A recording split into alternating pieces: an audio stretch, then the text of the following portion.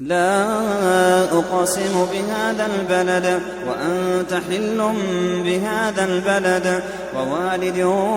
وما ولد لقد خلقنا الإنسان في كبد أيحسب أن لن يقدر عليه أحد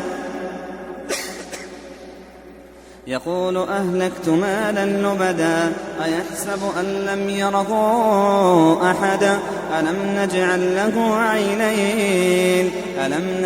له عينين ولسانا وشفتين وهديناه النجدين فلاقتحم العقبة وما أدراك ما العقبة فك رقبة أو إطعام في يوم ذي مسغبة يتيما ذا مقربة أو مسكينا ذا متربة ثم كان من الذين آمنوا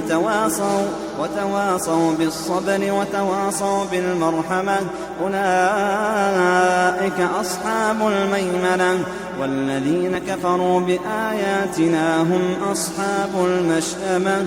عليهم نار مؤصدة